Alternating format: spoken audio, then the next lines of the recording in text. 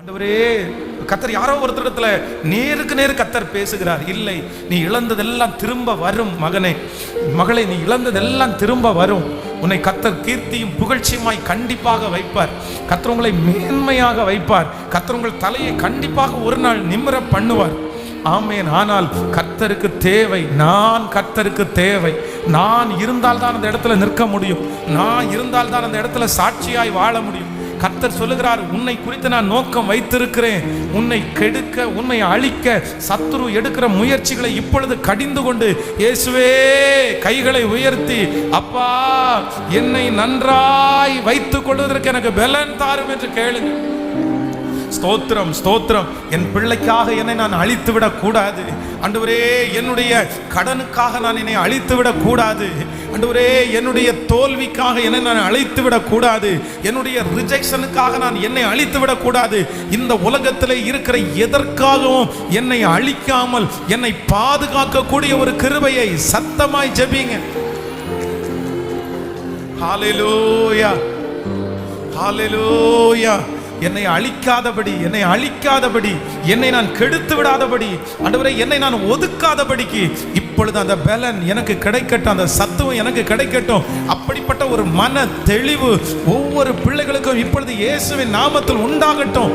கேளுங்க, சத்தத்தை உயர்த்தி, இயேசப்பா, அப்படிப்பட்ட பலவீனத்தோடு யார் இருந்தாலும் இந்த ஃபாஸ்டிங் பிரேயர்ல நீங்க பேசுகிற அந்த வார்த்தை அவருடைய இருதயத்துக்குள்ள கடந்து போவதாக, கடந்து போவதாக. குமாரன் விடுதலை ஆக்கினால் மெய்யாகவே விடுதலை என்று சொன்னீரே, அந்த விடுதலை இப்பொழுது உம்முடைய பிள்ளைகளுக்கு கிடைக்கிறதற்காக உமக்கு ஸ்தோத்திரம் ஆண்டவரே. அந்த ஞானம் கிடைக்கட்டும், அந்த அறிவு கிடைக்கட்டும். ஹல்லேலூயா.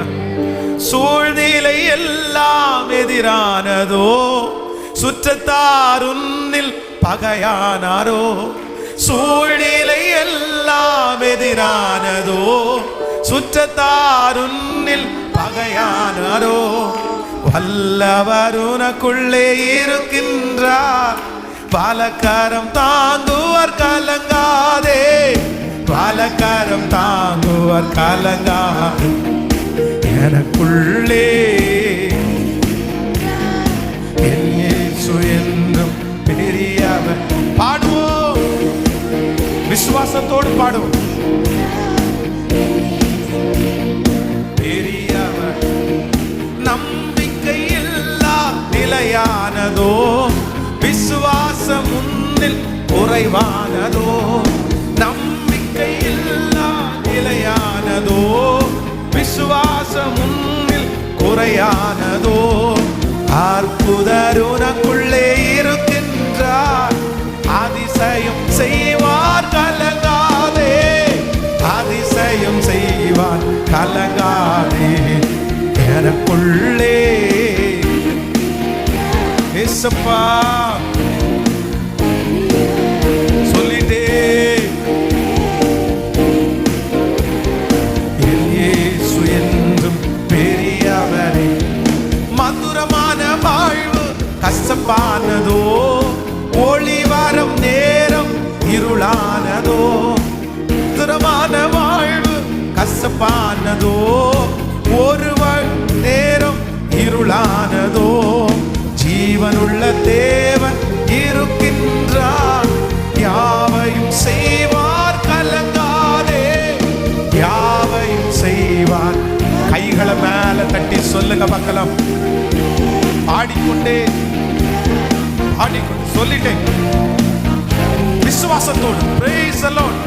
அப்பா, கிருபை இப்பொழுது இப்பொழுது ஒவ்வொருவருக்குள்ளையும் பற்றி பிடிக்கட்டும். சொல்லிக்கொண்டே, எனக்குள்ளே இருக்கின்ற இயேசு என்றும் பெரிய, நான் அறியாது அறியாது எனக்கு எட்டாததும் பெரிய காரியம் செய்திடுவார். நான் அறியாததும் எனக்கு எட்டாததும் பெரிய காரியம். திரும்ப திரும்ப நான் அறியாததும், நான் அறியாது எனக்கு எட்டாததும் பெரிய காரியம் செய்திடுவார். ஹல்லேலூயா. எத்தனை பேர் நம்புறீர்கள்? இப்போ நம்ம ஒரு முயற்சி எடுக்க போறோம். நம்ம எதுல ஸ்டார்ட் பண்ணோம்? நான் ஒருவன் என் சத்தத்தை திறந்து கதவை திறந்தால் நான் அவனுடைய வீட்டில் பிரவேசித்து அவனோடு கூட என்ன பண்ணுவேன்? சோ இன்னைக்கு உள்ள செய்தியினுடைய தலைப்பு என்ன அப்படின்னா, என்னுடைய சாப்பாட்டு மேஜையிலே என்னோடு கூட என் இயேசு. என் ஆகாரம் புசிக்கிற சாப்பாடு மேஜையில ஆண்டவர் எங்க என் கூட பார்ட்டிசிபேட் பண்ண நினைக்கிறார் தெரியுமா? என் கூட ஆண்டவர் எங்க இருக்க நினைக்கிறார் தெரியுமா? வசனம் வாசிக்கும் போது மட்டும் இல்ல, நான் ஜெபம் பண்ணும்போது மட்டும் இல்ல, என் கூட ஆண்டவர் எங்க இருக்க விரும்புறாராமா? சொல்லுங்க. நீங்களும் நானும் நிறைய பேர் நம்ம கற்றுக்கொண்டது என்ன தெரியுமா? என்னுடைய ஜெப அறையிலே இயேசு என்னோடு, என்னுடைய வேத வாசிப்பிலே என் இயேசு என்னோடு. ஆனா இயேசு என்ன சொல்றாரு அப்படின்னா, உன்னுடைய ஜெப அறையில மட்டும் தான் கிடையாது, உன்னுடைய வேத வாசிப்பினுடைய அறையில மட்டும் கிடையாது, உன்னுடைய ஆகாரம் சாப்பிடுகிற சாப்பாடு மேஜையில கூட உன்னோடு. அதான் ஆண்டவர் சொல்றார், நான் உன்னை விட்டு விலகுவதும் இல்லை. காலையிலே குளிர்ச்சியான வேளையில ஆண்டவர் ஆதாமும் ஏவாளையும் உண்டாக்குறதுக்கு முன்னாடியே என்ன உண்டாக்கிட்டாரு சொல்லுங்க? ஆதாம் ஏவாளை 2 பேரையும் உண்டாக்குறதுக்கு முன்னாடியே குளிர்ச்சியை உண்டாக்கிட்டாரு, நல்ல கிளைமேட்டை உண்டாக்கிட்டாரு. அவங்க 2 பேரையும் உண்டாக்குறதுக்கு முன்னாடியே தோட்டத்துல இருக்கிற கனிகளை எல்லாம் உண்டாக்கிட்டாரு. அவங்க 2 பேரையும் உண்டாக்குறதுக்கு முன்னாடியே 4 நதி ஆண்டவர் உண்டு பண்ணிட்டாரு. எல்லாத்தையும் உண்டு பண்ணிட்டு கடைசியில ஆண்டவர் இவங்களை உண்டு பண்ணி கொண்டு போய் அந்த ஏதேன் தோட்டத்துல கர்த்தர் உட்கார வச்சு என்ன சொல்றாரு தெரியுமா? நீங்கள் இவைகளை கேட்கல, நீங்கள் இவைகளை.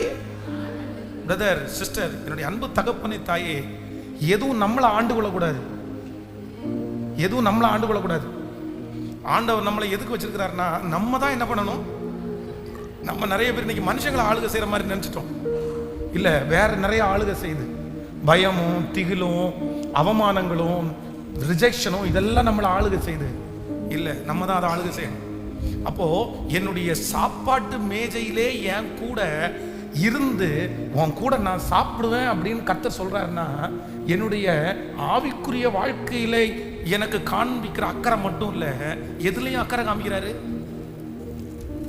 என்னுடைய சரீரத்துல, என்னுடைய உடலில், என்னுடைய மன அளவில் நான் நல்லா இருக்கணும்ன்றத ஆண்டவர் ரொம்ப விரும்புறாரு. ஆண்டவர் ரொம்ப விரும்புறாரு. வெறும் அது மட்டும் கிடைச்சா போதாது, வெறும் அது மட்டும் இருந்தா போதாது. சோ இன்று இந்த அகித்தோப்பியலுடைய வாழ்க்கை உங்களுக்கு ரொம்ப பிரயோஜனமா இருக்கும். ஒரு புறக்கணிப்பை பார்த்து தன்னுடைய வாழ்க்கையில தன்னை புறக்கணிச்சுட்டாங்க, இதுக்கு மேல இவங்க மத்தியில நான் வாழணுமான்னு ஒரு முடிவெடுத்து தற்கொலை செய்த அந்த அகித்தோப்பியலுடைய அந்த மனசு நமக்கு வரக்கூடாது. அந்த மனசு நமக்கு வரக்கூடாது. நமக்கு என்ன மனசு வரணும் தெரியுமா? சவுல் தாவீதை கொல்லுகிறதற்கு நிமிஷம் ஆட்களை அனுப்பி, நிமிஷம் பிரச்சனையை அனுப்பி, என்னைக்காவது கொன்றுவேன் துரத்திட்டு இருந்தாலும் அதன் நடுவிலையும் தன்னுடைய உயிரை நான் காப்பாத்தியே ஆகணும், கண்டிப்பா ஆண்டவர் எனக்கு சொன்னதை செய்யும் அளவும் கர்த்தர் என்னை கைவிடுவதில்லை என்று தன்னுடைய ஜீவனை, தன்னுடைய மனசை காப்பாற்றின அந்த தாவீதை போல நீங்களும் நானும் மாறணும். மாறிடும் சிஸ்டர். கண்டிப்பாய் கர்த்தர் இந்த சூழ்நிலைகளை கர்த்தர் மாற்றுவார். நிச்சயமாகவே முடிவு உண்டு. உன் நம்பிக்கை வீண் போகாது. அந்நிய கண்கள் அல்ல, நம்முடைய கண்கள் அதை கண்டிப்பாக காணும். கர்த்தர் சொல்கிற அந்த தோல் முதலானவைகள் உனக்கு அழுகி போனாலும் நான் உன்னுடைய கண்களால் அந்த வெற்றியை பார்க்க வைப்பேன், அந்த ஆசீர்வாதத்தை பார்க்க வைப்பேன். நீங்கள் எந்த காரியத்திற்காக ஜெபித்தீர்களோ, எந்த காரியத்திற்காக ஆசைப்பட்டீர்களோ, கண்டிப்பாக ஆண்டவர் சொல்கிறார், உன்னுடைய கண்கள் அதை பார்க்கும், உன்னுடைய கைகள் அதை தொடும். ஆமென். நீ அதனாலே நீங்கள் பிழைத்திருப்பீர்கள். அந்த காரியத்தை கர்த்தர் சீக்கிரமாய் உங்களுக்கும் எனக்கும் கட்டளை இடுவார். இதற்கு எந்த விதமான சந்தேகமே இல்லை. ஆனா நம்ம என்னவா இருக்கணும்னு ஆண்டவர் எதிர்பார்க்கிறார் அப்படின்னு சொன்னார். ஆண்டவரே, என்னை நன்றாய் பார்த்து கொள்ள, நான் ஒரு முக்கியமானவன் என்கிறதை உணர்ந்து கொள்ளுகிறதற்கு எனக்கு என்ன கொடுங்க அப்படின்னு சொன்ன ஞானத்தை. நீங்க வேதத்துல வாசிப்பீர்களே ஆனால் நெகேமியாவின் புஸ்தகத்துல நீங்க எடுத்துக்கொள்ளுங்க. நெகேமியாவின் புஸ்தகம் வாசிப்போம். ஒரு வசனத்தை வாசிக்கலாம். நீங்கள் 6ஆம் அதிகாரத்தினுடைய ஒரு வசனத்தை வாசிக்கலாம். 14வது வசனத்தை வாசிப்பார்கள். என் தேவனே, தொபியாவும் சன்பல்லாத்தும் செய்த இந்த செய்கைக்கு தக்கதாக நீர் அவர்களையும் நோவாத்தியாள் என்னும் தீர்க்கதரிசியானவர்களையும் எனக்கு பயமுண்டாக பார்த்த மற்ற தீர்க்கதரிசிகளையும் நினைத்து கொள்ளும். அப்படியே அலங்கமானது 52 நாளைக்குள்ளே கட்டப்பட்டு ஏலூர் மாதம் 24ஆம் தேதியிலே முடிந்தது. எங்கள் பகைஞர்கள் எல்லாரும் அதை கேட்கும்போது எங்களை சுற்றுப்புறத்தை ஆராதின புறஜாதிகள் அனைவரும் கண்டபோதும் மிகவும் முனைப்புற்று போய் இந்த கிரியைகள் எங்கள் தேவனாலே கைகூடி வந்தது என்று அறிந்தார்கள். ஆமென். நான் உங்களுக்கு தீர்க்க தரிசனமா சொல்றேன், உங்கள் பகைஞர்கள் எல்லாரும் ஆண்டவர் நீங்கள் கட்டி கொண்டிருக்கிற அந்த அலங்கம், அது ஜபத்திலே கட்டி கொண்டிருக்கிற உங்களுடைய பிள்ளைகளுடைய வாழ்க்கையா இருக்கலாம். நீங்கள் எதையெல்லாம் நீங்கள் கட்டி கொண்டிருக்கிறீர்களோ அந்த எல்லாம் கர்த்தர் கட்டி முடிக்கிறதை புறஜாதிகள் அனைவரும் காணும் போது மிகவும் முனைப்புற்று போய் இந்த கிரியை எங்கள் தேவனாலே கைகூடி வந்தது என்று அறிந்தார்கள். நிச்சயமாய் ஆண்டவர் அந்த காரியத்தை செய்து முடிப்பார். ஆண்டவர் அந்த காரியத்தை அவருடைய கையினாலே நடத்தி முடிக்கும் போது உங்களை சுற்றி புறத்தார், உங்களை சுற்றி இருக்கிற ஜனங்கள் ஒன்று சொல்லுவார்கள், இது கர்த்தராலே ஆண்டவர் இதை இவர்களுக்கு செய்தார். ஹல்லேலூயா, இந்த கிரியை எங்கள் தேவனாலே கைகூடி வந்தது என்று அவர்கள் அறிந்து கொள்வார்கள். பாருங்க, இந்த இடத்துல இந்த நெகேமியாவுக்கு வந்த பிரச்சனை கொஞ்சம் கிடையாது. இவங்க என்ன சொல்றாங்க அப்படின்னு சொன்னா, சன்பல்லாத்து தொபியா இவங்க 2 பேரும் முக்கியமான பர்சன். சன்பல்லாத்து தொபியா இவனோட சண்டை போடுறவங்க. அந்த நாட்டில் வெறும் சும்மா சாதாரணமான பிரஜைகள் அல்ல. இவங்க 2 பேரும் அந்த நாட்டில் ஒரு ராஜா மாதிரி தங்களுக்குள்ளே ஒரு கூட்டத்தை ஆதாயப்படுத்தி இவங்க தலைவர்களாக இருக்கிறாங்க. அது மட்டும் இல்லாம அங்க இருக்கிற நிறைய ஜனங்களுக்கு வீடுகளை வாடகைக்கு கொடுத்துருக்குறாங்க. இவங்க ஓனர்ஷிப்ல இருக்கிறாங்க. இவங்க பிரச்சனை பண்ணதும் இல்லாம தீர்க்கதரிசிகள் ஒரு கூட்டமாய் எழும்பி போய் தீர்க்க தரிசனம் சொல்றாங்க. ஜனங்களுடைய மனதை கெடுக்கிறது மாதிரி, நீங்க இந்த இதெல்லாம் அலங்க கட்டி முடிக்க முடியாது, இது ஆண்டவர் சொல்லுகிற வார்த்தை அப்படின்னு சொல்லி, அதான் அதுல ஒருத்தருடைய பேரை மட்டும் நெகேமியா அதை சுட்டி காட்டி சொல்லு, நோவாதியாள் அப்படின்ற ஒருத்தங்களை மட்டும் சுட்டி காட்டி சொல்றாரு. அப்போ ஆளாளுக்கு என்ன சொல்றாங்க அப்படின்னு சொன்னா, ஆண்டவருடைய நாமத்தினால போய் தீர்க்க தரிசனம் சொல்றாங்க. எப்பவுமே தீர்க்க தரிசனத்தை நம்புறதுக்குன்னு அப்படின்னா ரொம்ப நம்புறதுக்குன்னு போய் தீர்க்க தரிசனம் நம்புறதுக்கு ஆள் இருக்காங்கல்ல, அப்படியே ஜனங்களுடைய இருதயத்தை வழி விலகி போக பண்ணாங்க. ஒரு ப்ராஜெக்ட் எடுத்து பண்ணும்போது சுத்தி இருக்கிற பிள்ளைகளை, சுத்தி இருக்கிற ஜனங்களை மனசை கெடுத்து இல்லாததையும் பொல்லாததையும் சொல்லி, நீ உதவி செய்யாத, நீ இப்படி பண்ணாத, நீ வேலை செய்யாத அப்படின்னு சொல்றது சாதாரணமான ஒரு காரியமா? அப்போ முடிஞ்ச வரைக்கும் இந்த நெகேமியாவுக்கு அவ்வளவு டார்ச்சர் கொடுக்குறாங்க, அவ்வளவு பிரச்சனை கொடுக்குறாங்க. இதுக்கு முன்னாடி அதிகாரத்தில் வாசிப்பீர்களே, ஆனால் நீ ஒரு லெட்டர் அனுப்பி என்ன சொல்றாங்க அப்படின்னு சொன்னா, நம்ம கண்டு பேசுவோம் வாங்க அப்படின்றாங்க. இன்னொருத்தன் அங்கிருந்தே என்ன சொல்றான் அப்படின்னு சொன்னா, உங்களை கொல்ல வர்றாங்க, நம்ம 2 பேரும் போய் சர்ச்சில் ஆலயத்துக்குள்ள போய் கதவை மூடிட்டு உள்ளே உட்காந்துருன்றாங்க. இப்படியே இவ்வளவு பிரஷர், இவ்வளவு சூழ்நிலை. ஆனா இத்தனை சூழ்நிலையிலையும் இந்த நெகேமியா எதுக்குமே அஞ்சாம, எதுக்குமே பயப்படாம, தன்னை பலமாய் வைத்து கொண்டு, இல்ல கண்டிப்பா ஒரு நாள் ஆண்டவர் செய்வார்னு சொன்னது மாதிரியே இந்த அலங்கம் அழகாய் கட்டி முடிக்கப்பட்டு, யார் கை தொடங்கிருச்சோ அவனுடைய கையினாலேயே கர்த்தர் முடிக்க பண்ணினது உண்மையா இருக்குமானால், இன்றைக்கு கர்த்தர் வாக்கு கொடுக்கிறார். இந்த ஏராளமான கூட்டத்தை பார்த்து பயப்படாதே, இந்த ஏராளமான பிரச்சனையை பார்த்து பயப்படாதே, இந்த ஏராளமான நெருக்கத்தை பார்த்து நீங்க பயப்பட வேண்டிய அவசியம் இல்லை. கர்த்தராகிய ஆண்டவர் வாக்கு கொடுக்கிறார், உன் கரங்கள் ஆரம்பித்த அந்த காரியத்தை உன் கரங்களை கொண்டு நான் செய்து முடிப்பேன் என்று கர்த்தர் வாக்கு கொடுக்கிறார். நம்புறவங்க கரங்களை தட்டி அற்பமான ஆரம்பத்தின் நாளை யார் அசட்டை பண்ண முடியும்? பூமி எங்கும் சுற்றி பார்க்கிற கர்த்தருடைய 7 கண்களும் செருபாபேலுடைய கையில் இருக்கிற தூக்கு நூலை ஆசையாய் பார்க்கிறது. இந்த உபவாச ஜெபத்தினுடைய சத்தம் கேட்கப்படுகிற ஒவ்வொரு இடத்திலையும் கர்த்தருடைய வல்லமை பரவி பாய்ந்து, நீங்க கடந்து போகிற பிரச்சனை உங்களை உட்கார வைக்காம ஆண்டவர் பலப்படுத்துகிறார். கர்த்தர் போஜனத்தை கொடுத்து பலப்படுத்துகிறார். கர்த்தர் வாக்கு கொடுக்கிறார், நீ முக்கியம், நீ முக்கியம். கர்த்தர் நம்மை அழகாய் முக்கியத்துவப்படுத்துகிறார். கைகளை அசைத்து ஒரு ஹல்லேலூயா ஆமென் சொல்லுங்க. இப்போ கடந்த சில மாதங்களுக்கு முன்பாக இந்த நீட் எக்ஸாம் வந்துச்சு பாருங்களேன். அப்போ இந்த நீட் எக்ஸாமில் ஃபெயிலான ஒரு சில பேர் தற்கொலை செய்து இறந்து போனார்கள். இந்த 10th படிக்கிற பிள்ளைங்க தற்கொலை பண்ணி இறக்குறது, +2 படிக்கிற பிள்ளைங்க பசங்க இறக்குறது. இப்படியே இப்போ பாருங்களேன், ஒரு ஒரு ஒரு மெடிசனுக்கு எழுதியாச்சு. ஒரு மெடிசனுக்கு படிக்கிறதுக்காக எழுதிட்டாங்க, அதில் தோற்று போயிட்டாங்க. இப்போது இந்த தோற்று போன உடனே சிலர் அப்படிதான் இங்கே கூட இருக்கலாம். நீ எடுத்த முயற்சி, படித்த படிப்பு இப்போ ஒன்றும் இல்லாமல் போய் தோற்று போன உடனே மனசை விட்டுட்டு போய் தற்கொலை பண்ணிக்கிட்டா இப்போ என்ன நடந்துச்சு?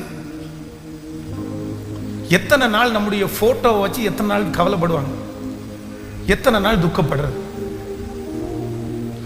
தோல்வியை பார்த்த உடனே பிள்ளைங்க எல்லாம் அப்படியே மனசு உடஞ்சு போய் இனி எனக்கு நன்றாய் நினைத்துக் கொள்ளுங்கள், எப்பொழுதுமே உங்களுடைய கற்பனை, உங்களுடைய திட்டம், நீங்க உங்களை மோட்டிவேட் பண்ற அந்த மோட்டிவேஷன் நினைக்கிறது மாதிரி சில நேரத்தில் என்ன பண்ணாது. ஆண்டவர் சொல்லுகிறார், உன் நினைவு, உன் வழிகள், உனக்கு எது வாய்க்குதோ.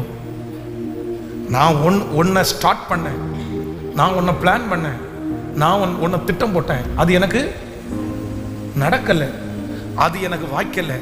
ஆனால் நான் இப்போ ஒரு முடிவெடுத்தேன், நான் போட்ட திட்டம், நான் யோசித்த யோசனை எனக்கு நடக்கலை. ஆனால் ஒன்று, இயேசு எனக்காக வச்சிருக்கிற யோசனையில் என்னை நடத்துறாரு.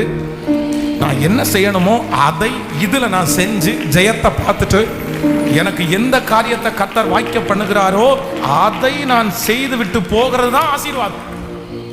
அதையே பிடிச்சிட்டு அது இருந்தாதான் நான் ஜெயிப்பேன், அது இருந்தாதான் நான் வளர முடியும். நான் கற்பனை பண்ணிட்டேன், நான் அதுக்கு உயிர் கொடுத்துட்டேன், நான் அதுக்காக யோசனை பண்ணிட்டேன், அது நடக்கலைன்னா ஒண்ணுமே இல்லை அப்படின்னு. நீங்க நீதிமொழிகள் 19ஆம் அதிகாரம் 21வது வசனத்தை வாசிப்பீர்களா? மனுஷனுடைய இருதயத்தின் எண்ணங்கள் அநேகம், ஆனாலும் கர்த்தருடைய யோசனையே நிலை நிற்கும். சொல்லுங்க, எல்லாரும் சொல்லுங்க பார்க்கலாம். மனுஷனுடைய இருதயத்தின் எண்ணங்கள் அநேகம், ஆனாலும் கர்த்தருடைய யோசனையே நிலை நிற்கும். பக்கத்தில் கையை பிடிச்சு சொல்லுங்க, மனுஷனுடைய இருதயத்தின் எண்ணங்கள் அநேகம். ஆன்லைனில் இருக்கிறவங்க அப்படியே கூட அறிக்கை செய்ய முடிஞ்ச அறிக்கை செய்யுங்க, கர்த்தருடைய யோசனையே சொல்லுங்க. அப்போ ஆண்டவருடைய பிள்ளைகளே, ஒண்ணு, இப்போ ஒரு குடும்பத்தினுடைய சமாதானம் எப்படி வரும்? இப்போ கணவனுக்கு ஒரு ஐடியா இருக்குது, கவனிங்க, கணவனுக்கு ஒரு ஐடியா இருக்குது. என்ன ஐடியானா, சிம்பிளா போமே, உங்க வீட்டில் ஒரு பெட்ரூம் இருக்குன்னு வைங்களேன். இப்போ நீங்க என்ன நினைக்கிறீங்கன்னா, இந்த கட்டில் இந்த பக்கமா தலை வச்சு படுத்தா நல்லா இருக்கும்னு நினைக்கிறீங்க. உங்க கணவனார் இந்த பக்கம் தலை வச்சு படுத்தா கேட்கல, நல்லா இருக்கும்னு நினைப்பாரு. இப்போ 2 பேரும் இல்லை இந்த பக்கம் தான் வைக்கணும், அவர் இல்லை இந்த பக்கம் தான் வைக்கணும். இப்படியே நீங்க 2 பேரும் இந்த பக்கம் வைக்கணும், அந்த பக்கம் வைக்கணும், இந்த பக்கம் வைக்கணும், அந்த பக்கம் வைக்கணும்னா எப்பாவது முடிவு வருமா? சொல்லுங்க. ஒன்று, சிஸ்டருடைய வழிக்கு யார் வரணும்? சரிம்மா, நீ தான் வீட்டை பெருக்கிற, நீ தான் கூட்டுற, நீ போட்டுக்கோ, நான் படுக்க தான் வர, நைட்டு பார்த்துக்கலாம் அப்படின்னு விட்டுறணும். இல்லைன்னா சிஸ்டர் என்ன பண்ணணும்? சரி, குடும்பத்தினுடைய தலைவர் நீங்கள் தான், உங்களுக்கு அது வசதியாக இருக்கும். எப்போவா வீட்டில் கொஞ்ச நேரம் படுத்து தூங்குறீங்க, அந்த நேரம் நிம்மதியாக தூங்குங்க. உங்களுக்கு அந்த பக்கம் தலை வச்சு படுத்தா அங்கே நான் படுத்தோடனே கொரட்டை விட்டுருவேன், நான் தூங்கிடுவேன். நீங்கள் தான் ராக்கோழி, தூங்காமல் இருப்பீங்க, நீங்கள் தூங்குங்க அப்படின்னு என்ன பண்ணணும்? விட்டு கொடுக்கணும். ஒன்று, அவர் உங்கள் வழிக்கு வரணும். இல்லைன்னா சொல்லுங்க, கேட்கல. நிறைய பேர் நீங்கள் யோசிக்கிறத பார்த்தா, அது எப்படி அவங்க வழிக்கு நான் எப்படி போகிறது? இப்போ இதில் தான் நமக்கு பிரச்சனை இருக்குது. இப்போ சமாதானம் வேண்டும், நம்ம அதை கொண்டு போகணும் அப்படின்னு சொன்னால், எனக்கு எதிர்பார்த்தது எனக்கு கிடைக்கல, பட் எனக்கு கிடைச்சதை நான் என்ன பண்ணணும் அப்படின்னா, நான் எதிர்பார்த்ததா மாற்றிக்கணும். ஆமேனே வர மாட்டேங்குது. இன்னைக்கு பிரியாணி சாப்பிட்லான்னு யோசிச்சு வர்றேன், வீட்டுக்குள்ளே கிடைக்கல. சரி இன்னைக்கு வந்து துவையலும் கஞ்சியும் தான் இருக்குது, சரி பிரியாணியா நினச்சி நாளைக்கு இல்லை. இது என்னன்னா, இதுதான் ஆண்டவருடைய பிள்ளைகளுக்கு தேவையான ஒரு அண்டர்ஸ்டாண்டிங். இது இல்லாத பட்சத்தில் உங்களால் சமாதானமாக என்ன பண்ண முடியாது, இந்த உலகத்தில் வாழவே முடியாது.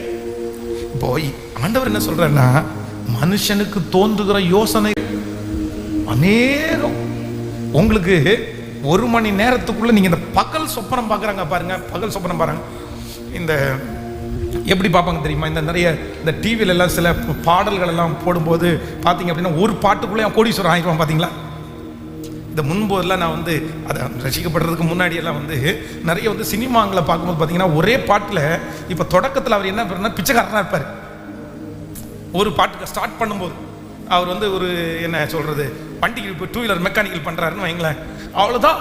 அந்த பாட்டு முடிக்கிறதுக்குள்ள அவர் என்ன கட்டியிருப்பார் தெரியுமா, மாளிகையை கட்டி அவ்வளோதான். இது ஹெலிகாப்டர் வந்து வீட்டுக்கு கீழே இறங்கும். எத்தனை நிமிஷத்தில் இதெல்லாம் நடக்கிறதா? நம்மளை யோசிக்க விட்டா நம்ம நிறைய பேர் அப்படிதான் என்னதான் யோசிப்போம். நீங்கள் எத்தனை பேர் யோசிக்கன்னு தெரியல. நம்ம நிறைய பேர் நம்ம இன்னைக்கு நாளைக்கு காலையில் கேரளா பாட்டில் போய் ஒரு லாட்ரி வாங்கி அதை அடிச்சிச்சின்னு வையேன், அவ்வளோதான். ஒரு 1 கோடி ரூபாய் அடிச்சிச்சுன்னா அவ்வளோதான். இதை பண்ணிட்டு முடிச்சு இல்லை. நம்ம யோசிக்கணும்னா நிறைய யோசிக்கலாம்.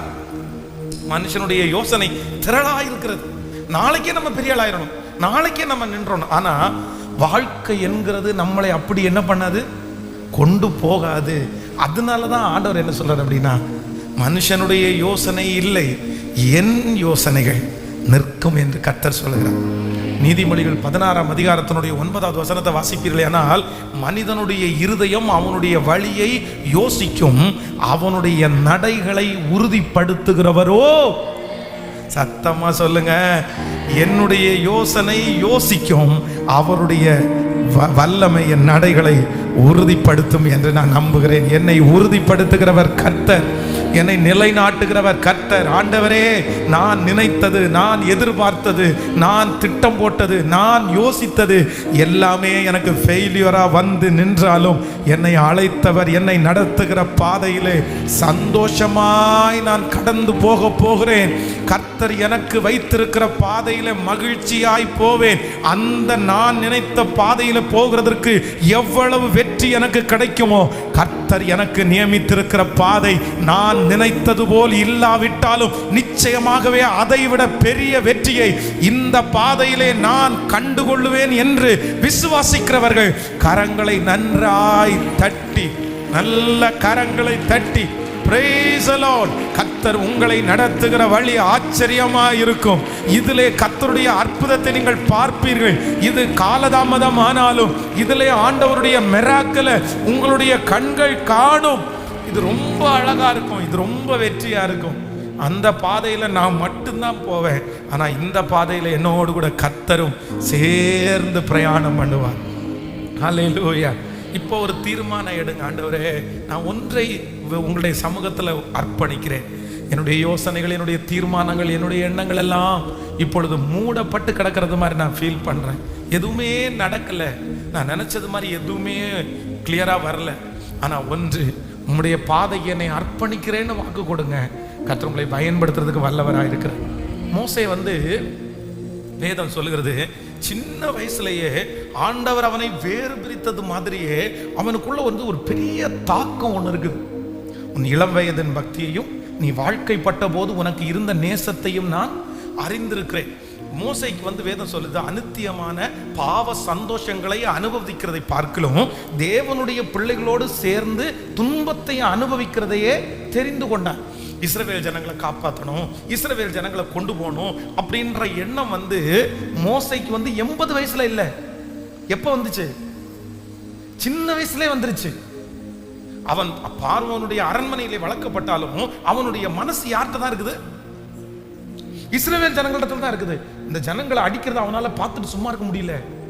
அவ்வளவு. அப்போ அவன் என்ன நினைச்சான் அப்படின்னு சொன்னா, ஆண்டவர் வந்து என்ன அங்க இருந்து பிறக்க பண்ணி ஒரு நைல் நதியில வச்சு ஒரு பெட்டியில வச்சு கொண்டு வந்து இந்த வீட்டிலேயே என்னை வளர்க்க பண்றதுக்கு ஒரு நோக்கம் இருக்கு. அவருக்கு ஒரு ஐடியா, என்ன ஐடியா அப்படின்னா, கர்த்தர் இவ்வளோ நேர்த்தியாக கொண்டு வந்திருக்கிறாரே, இந்த வீட்டில் இருந்துட்டே நான் என்ன பண்ணணும், என் ஜனங்களை அழகா கிளப்பி அவங்கள விடுதலையோட வாழ விடணும்னு ஒரு முடிவு எடுத்துட்டாரு. ஆனா அவன் வாழ்க்கையில அவன் நினைச்சு பிளான் பண்ணி திட்டம் போட்டு வச்சிருந்தது ஒரு நாளில் நெகட்டிவா வந்து நிக்குது பாருங்க.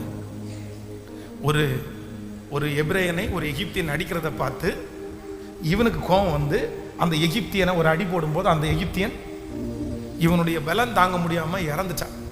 செத்த உடனே இவர் என்ன பண்றாரு அப்படின்னு சொன்னா, எகிப்தியனை அடிச்சு கொன்னுட்டாங்கன்ற செய்தி ராஜா அரண்மனைக்கு போனா பிரச்சனை ஆயிரும், நம்மளை வீட்டை விட்டு துரத்திடுவாங்கன்னு சொல்லிட்டு மணல்ல அவனை புதைச்சிடுறாங்க. இந்த எபிரேயனை பார்த்து, எப்ப நானும் உங்க ஆள் தான், உன்னை காப்பாத்துறதுக்கு தான் இதை செஞ்சேன், நீ யாருக்குமே சொல்லாதேன்னு அனுப்பி விடுறாரு. அவன் என்ன பண்றான் அப்படின்னு சொன்னா, இவன் தான் சண்டைக்காரன் போல தெரியுது, இவன் ஆள் கோவப்பட்ட ஆள் போல தெரியுது. இது இவனுக்கு தெரியல. சிலருக்காக நம்ம வக்காலத்து வாங்குறதும் ரொம்ப கவனமா இருக்கணும். அவங்க கிறிஸ்டின்னு நினைச்ச உடனே வக்கால் வாங்கிடக்கூடாது. பக்கத்தில் கையை பிடிச்சி சொல்லுங்க, பைபிளை தூக்கி சர்ச்சுக்கு வந்த உடனே நம்ம நிறைய பேர் வக்காலத்து வாங்க போயிடுவோம். பிரதர், இது எங்க சர்ச்சுக்கு வர்ற பிரதர், எங்க சர்ச்சுக்கு வர்ற சிஸ்டர், இவர் கோவக்காரரா இருந்திருக்காரு. நான் சொல்றது உங்களுக்கு அண்டர்ஸ்டாண்ட் ஆகுது இல்ல? இப்போ யாருக்கெல்லாம் சண்டை? இதுக்கு முன்னாடி சண்டை ஒரு எபிரேயனுக்கும் ஒரு எகிப்தியனுக்கும். அந்த எகிப்தியனுடைய சோழியை முடிச்சிட்டாரு யாரு? மோசே. இப்போ யாருக்கெல்லாம் சண்டை? இப்ப 2 எபிரேயர்களுக்கு சண்டை. அதுல ஒரு ஆளு ஏற்கனவே இவன் வக்காலத்து பண்ணல இந்த ஆளு. அப்போ சிலருக்கு அவனுடைய உச்சந்தலை முதல் உள்ளங்கால் வரைக்கும் என்ன ஆவிதான் இருக்கும், அவன் எங்க போனாலும் பிரச்சனையை இழுத்துட்டு வராம இருக்கவே மாட்டான். அவன் சர்ச்சுக்கு தான் வருவான், அவங்க பைபிள் தூக்கிட்டு தான் வருவாங்க, அவங்க ரொம்ப ஸ்பிரிச்சுவலா தான் காமிப்பாங்க. ஆனா அவன் எங்க போனாலும் சண்டை இழுத்து தான் வருவான். அவங்களுக்காக நீங்க போய் நின்னீங்க, பைபிள் தூக்குறவரு, சர்ச்சுக்கு வர்றவர், பாஸ்டருக்கு அசிஸ்டன்ட் பக்கத்துல இருக்கிறாரு, அவரோ ஐயோ அவருக்கு நீங்க தான் பிரச்சனையில மாட்டிக்குவீங்க. அது வந்து மோசையினுடைய இந்த வாழ்க்கை நமக்கு ரொம்ப பெரிய உதாரணம்.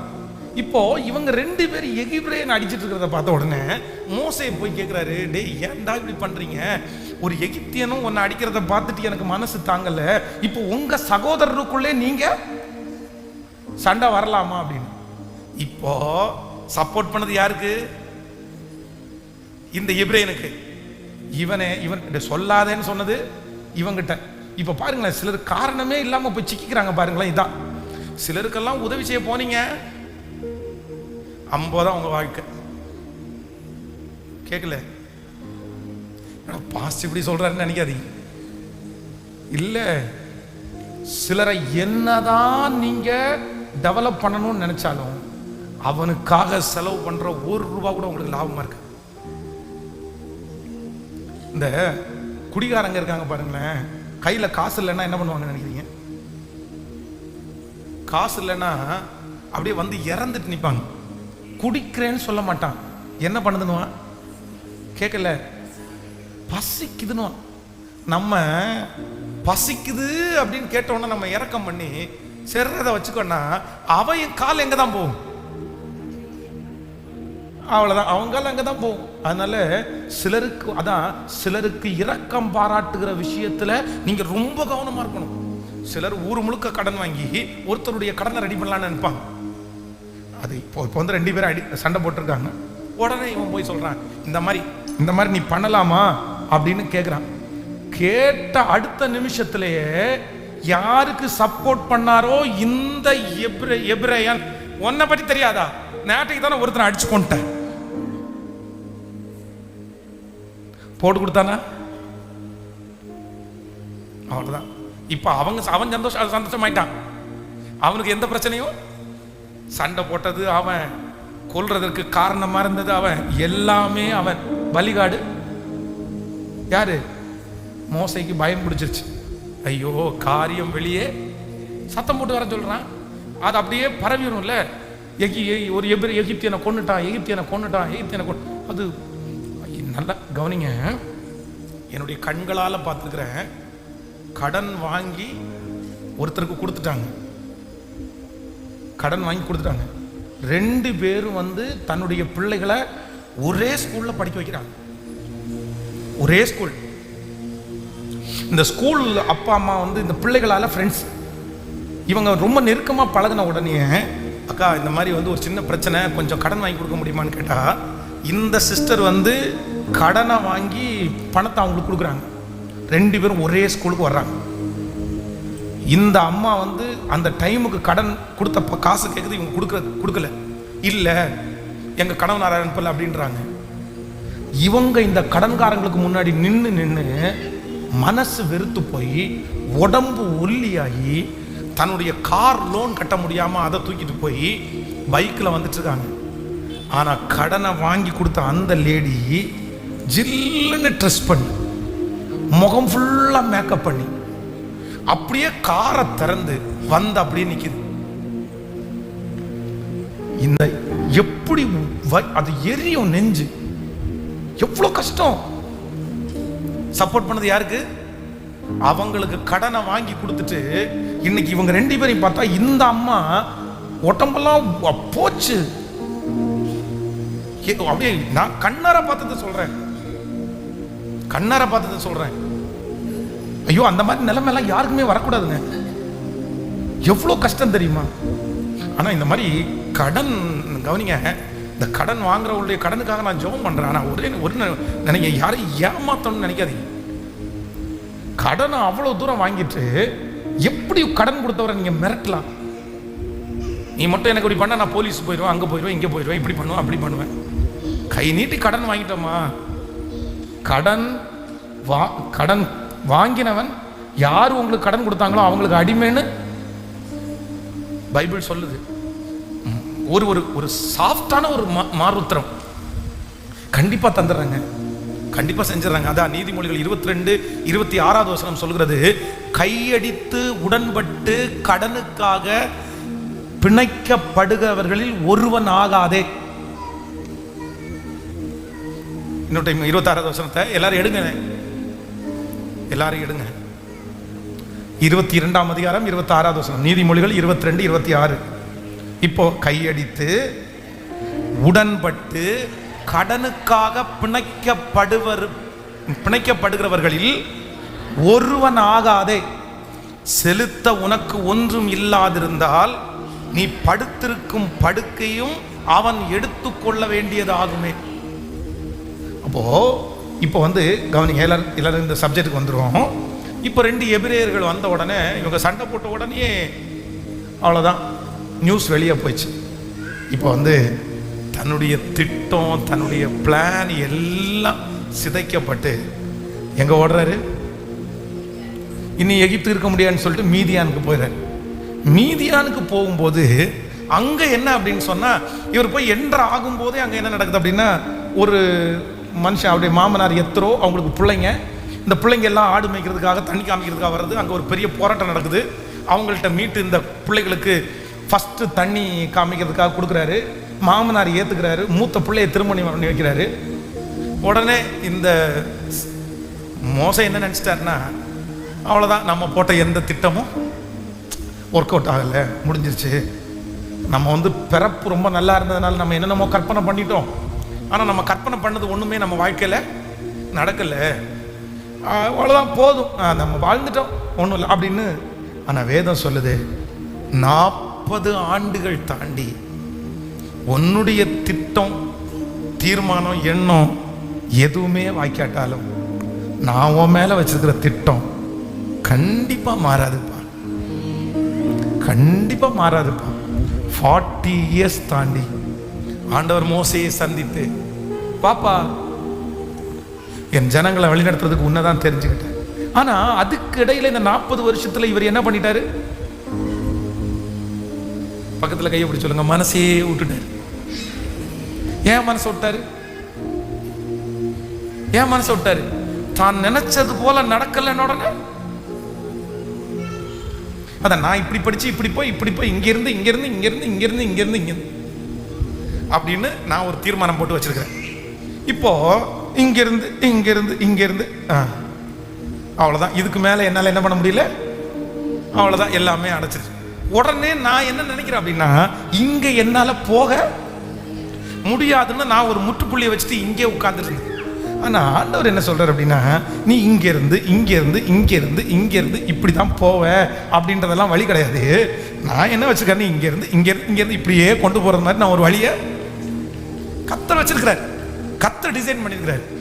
இப்போ இதுக்கு இடையில இவன் மனசை விட்டு அப்செட் ஆகி நான் நினைச்சிருக்கிறது எதுவுமே நடத்தல, அதுதான் முக்கியம், அது இருந்தால் தான் நான் அப்படி இந்த உயரத்துக்கு போயிருப்பேன்னு நினைச்சதுனால, மனசை விட்டதுனால தான் ஆண்டவர் கூப்பிடும் போது கூட நான் வரல, வேற யாரையாவது அனுப்புங்கன்னு சொன்னார்.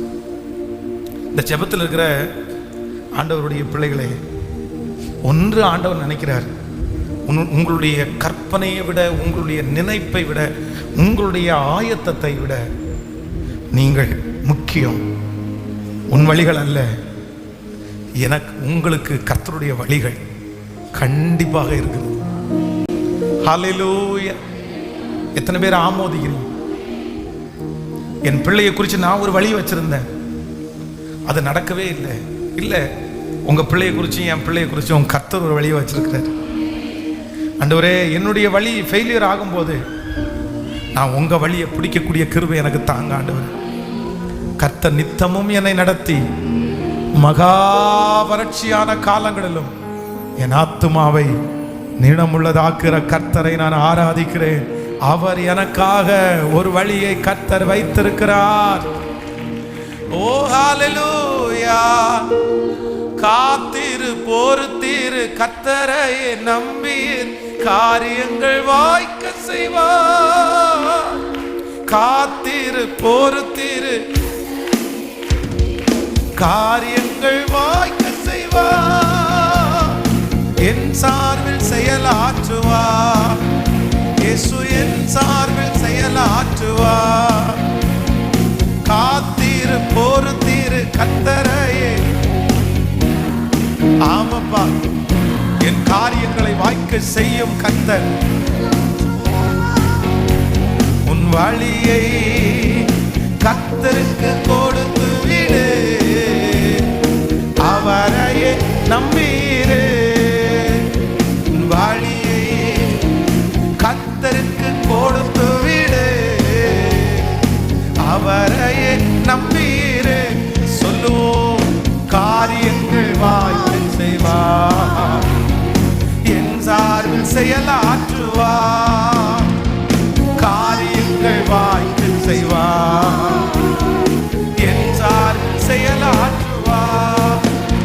தீயவன் செயல் குறித்து மனம் பதறாது.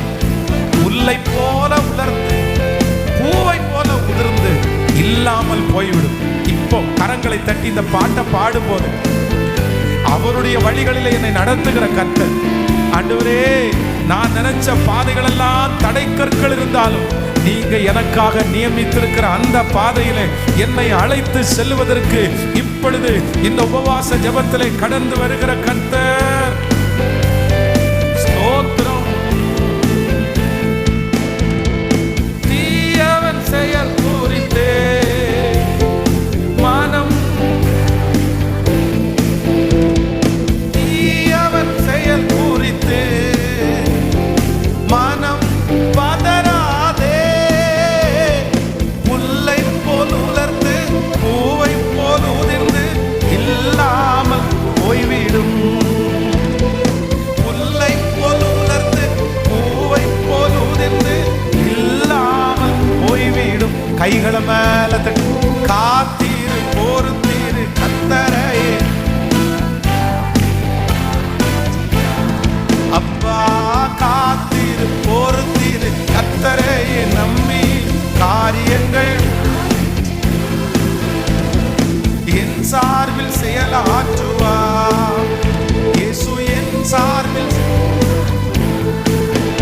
இயேசு என் சார்பில் செயலாற்றுவார். இயேசு என் சார்பில் செயலாற்றுவார். ஹல்லேலூயா. இப்போ தன்னுடைய மனசெல்லாம் 40 வருஷத்துல இந்த மோசே பறி கொடுத்து, இந்த மனசுக்குள்ள ஒரு நெகட்டிவை விதைச்சு, நம்ம ஒரு டவுனான ஒரு ஆளு அப்படின்னா தன்னை குறிச்சே இந்த 40 வருஷம் காத்திருந்ததுனால தான் திக்குவாய் மந்தனாவு, நம்மளால முடியாது அப்படின்னு அவ்வளோ பெரிய நோக்கத்துக்காக அழைக்கப்பட்ட இந்த மோசே தன்னை குறித்து ரொம்ப குறைவா யோசிச்சு இப்ப ஆண்டவரிடத்துல ஒன்னொன்னா சொல்றாரு, என்ன எங்க ஆண்டவரே, என்ன எங்க ஆண்டவரே, என்ன எங்க ஆண்டவரே. சரி, ஆண்டவர் எவ்வளோ அவனுக்கு முயற்சி பண்ண பார்த்தார்.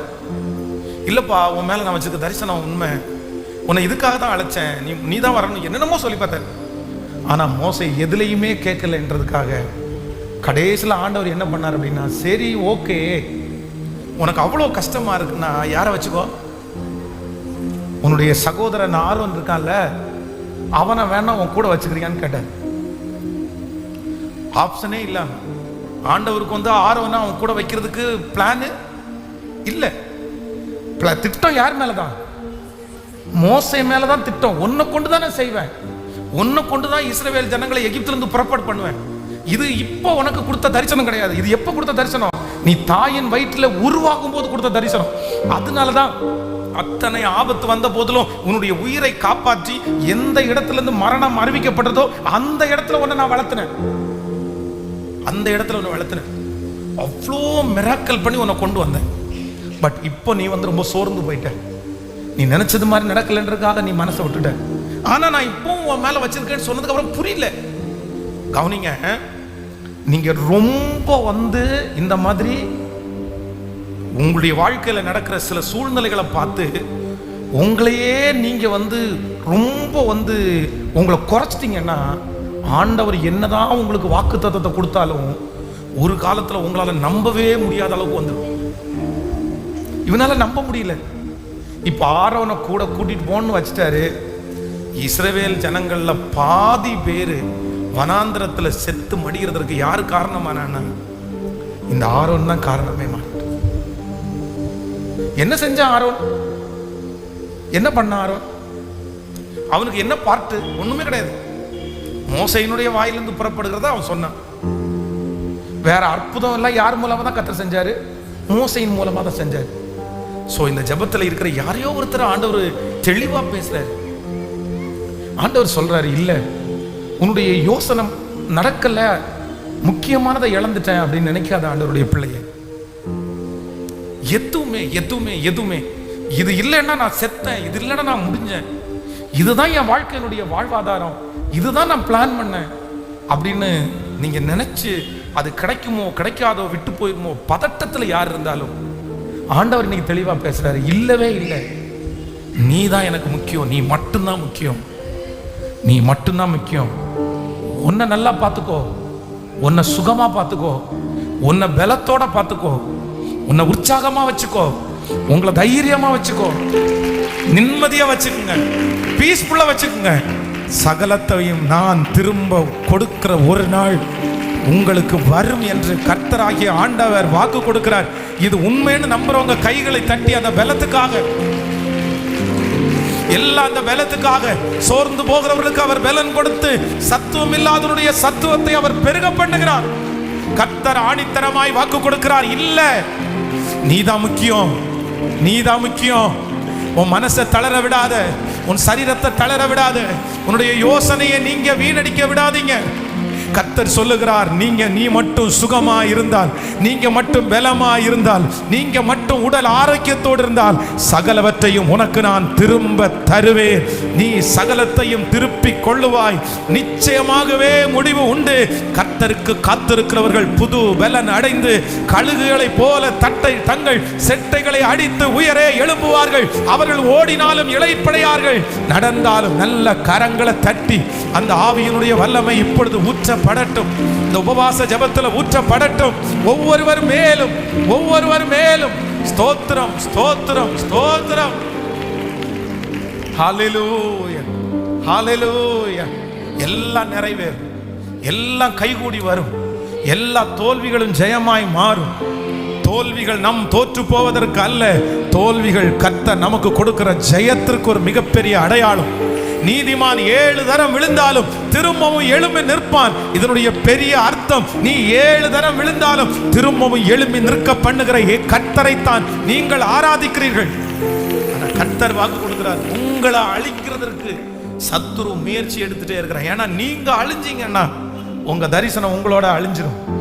நீங்க சிக்காயிட்டீங்கன்னா நீங்க எதுவுமே பண்ண முடியாது. நீங்க மனசை விட்டுட்டீங்க அப்படின்னு சொன்னா அவ்வளவுதான், உங்களை அழிக்கிறதுக்கு சமம். அதை நல்லா தெரிஞ்சு வச்சிருக்கிறவன் யார் அப்படின்னா பிசாசு. பிசாசு அதனாலதான் உங்களுக்கு முன்னாடி நடக்கிற தோல்வியெல்லாம் காமிச்சு, உனக்கு எல்லாமே போச்சு, உனக்கு எல்லாமே முடிஞ்சிருச்சு, நீ எல்லாத்துலயுமே ஃபெயிலியர் ஆயிட்ட, உனக்கு ஒண்ணுமே நடக்காது, நீ நினைச்சது எதுவுமே நடக்காதுன்னு உங்களை ஒவ்வொரு நாளும் அப்படியே நெகட்டிவ்லே கொண்டு போவான். ஆனா ஆண்டவர் என்ன சொல்றாரு அப்படின்னா, அப்படி இல்லை தேவ பிள்ளையே, நீ ஒன்னும் கவலைப்பட வேண்டிய அவசியம் இல்லை. எல்லாமே உன்னை விட்டு போனாலும் நீ மட்டும் உயிரோடு இருப்பாயானால், பலத்தோடு இருப்பாயானால், தைரியத்தோடு இருப்பாயானால், மனசை தளர விடாம இருப்பாயானால், சகலத்தையும் உனக்கு திருப்பி தருவேன். நீ அந்த உயர்வை காண்பாய், வெற்றியை காண்பாய். ஒரு நாள் கர்த்தர் உங்களை அலங்கரிக்கிறத நீங்க பாப்பீங்க. ஹல்லேலூயா, ஹல்லேலூயா. இப்ப அந்த தைரியம் உங்களுக்குள்ள வரட்டும், அந்த தைரியம் உங்களுக்குள்ள வரட்டும். எது நடந்தாலும் நான் என் தேவனுக்கு முக்கியம். சொல்லுங்க பார்க்கலாம். உங்க ஆண்டவர் வந்து நம்ம ஆண்டவருக்கு முக்கியம் இல்லைன்னா, நம்மளை படைக்கிறதுக்கு முன்னாடியே எதுக்கு ஏதேன் தோட்டத்தை படைக்கணும்? நான் சொல்றேன், இந்த சர்ச்சை ஆண்டவர் வச்சிருக்கிறதுக்கு காரணம் என்ன தெரியுமா? சொல்லுங்க. என்ன பயன்படுத்துறதுக்கா? இல்ல என்ன பயன்படுத்துறது? இல்ல, இந்த ஆலயத்தை ஆண்டவர் இங்க வச்சிருக்கிறதுக்கு காரணம் என்ன? உங்களை காப்பாற்றுறதுக்காக தான் இந்த சர்ச்சையை கர்த்தர் வச்சிருக்கிறார். சத்தத்தை கேட்கிற நிறைய பேருக்கு இந்த வார்த்தையை ஆண்டவர் இன்னைக்கு எதுக்கு பேசுறாரு தெரியுமா?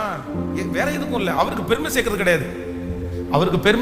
கிடையாது, நீங்க முக்கியன்றத உணர வைக்கிறதுக்காக தான் இந்த ஆலயத்தை கர்த்தர் தந்திருக்கிறார்.